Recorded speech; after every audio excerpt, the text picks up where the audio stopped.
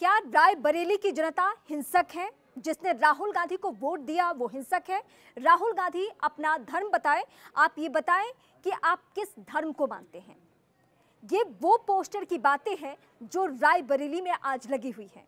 राहुल गांधी की रायबरेली में मौजूदगी और इन सवालों का सामना करना पड़ रहा है। यानी संसद में कही हुई बात, जहां पे उन्होंने हालांकि क्लियर किया कि मैं हिंदुओं को हिंसक नहीं कह रहा हूं, ये तो मैं बीजेपी के लिए कह रहा हूं। लेकिन बीजेपी ने कहा कि आपने सनातन और हिंदू धर्म का अपमान किया है। और ये बातें अब सिर्फ संसद तक या बीजेपी तक सीमित नहीं है, बल्कि उस पब्लिक के पास पहुंच चुकी है जो रायबरेली की जनता ने हाथों हाथ लिया राहुल गांधी को, जिसने लाखों लाख वोट से जिताया राहुल गांधी को। लेकिन आज जब राहुल गांधी पहुंच रहे हैं तो उनका सामना हो रहा है उन तीखे सवालों से, जिसको लेकर वहां की जनता, वहां की वोटर्स आहत हैं।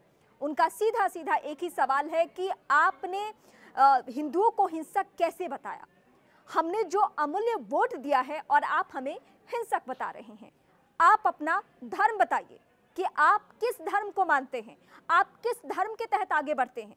हालांकि एक तरफ रायबरेली की जनता सवाल पूछ रही है उनसे कि आप किस धर्म से ताल्लुक रखते हैं, ये बताइए। और दूसरी ओर आज ही के दिन, क्योंकि आज मंगलवार भी है, आज हनुमान मंदिर जाकर राहुल गांधी ने विधिवत पूजा अर्चना भी की और पूजा अर्चना करने के बाद वो अपने क्षेत्र में निकल चुके हैं। लेकिन ये सिर्फ एक पोस्टर की बात नहीं है, बल्कि जहां जहां राहुल गांधी जाएंगे उनका सामना ऐसे ही सवालों से होगा। अभी तक हमने देखा कि देश के अलग अलग वर्गों, समुदायों, साधु संतों की तरफ से ये सवाल उठ रहा था कि आप हिंदुओं को हिंसक कैसे बता सकते हैं। हालांकि राहुल गांधी या कांग्रेस पार्टी की तरफ से ये बार बार दोहराया गया कि हमने हिंदुओं को हिंसक नहीं कहा है।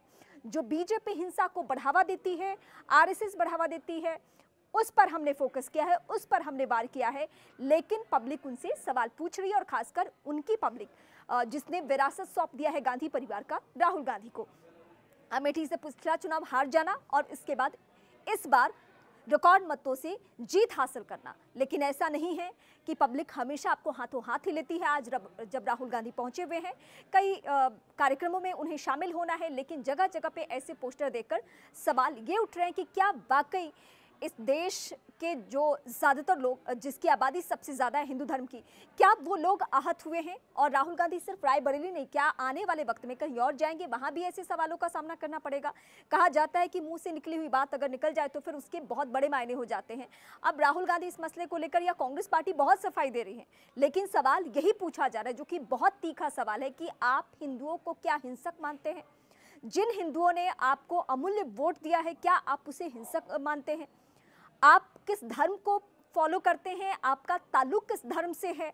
आप ये क्लियर कीजिए, आप ये बताइए।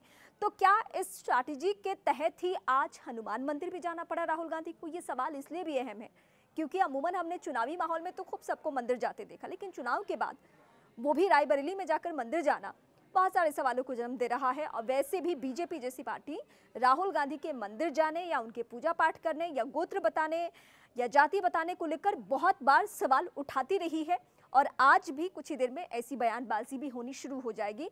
लेकिन इस बीच क्या हम ये मान के चलें कि राहुल गांधी से रायबरेली की जनता नाराज चल रही है और ये नाराजगी में पोस्टर लगाए गए हैं, या फिर ये बीजेपी के कार्यकर्ता की तरफ से कदम उठाए जा रहे हैं? क्योंकि कांग्रेस पार्टी इसको इसी तरीके का एंगल देगी कि हाँ, ये मेरे वोटर्स का पोस्टर नहीं है, ये तो दूसरे खेमे का पोस्टर हो।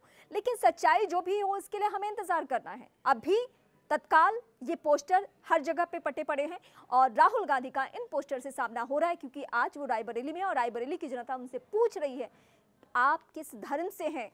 क्या आपको वोट देने वाला हिंदू हिंसक है?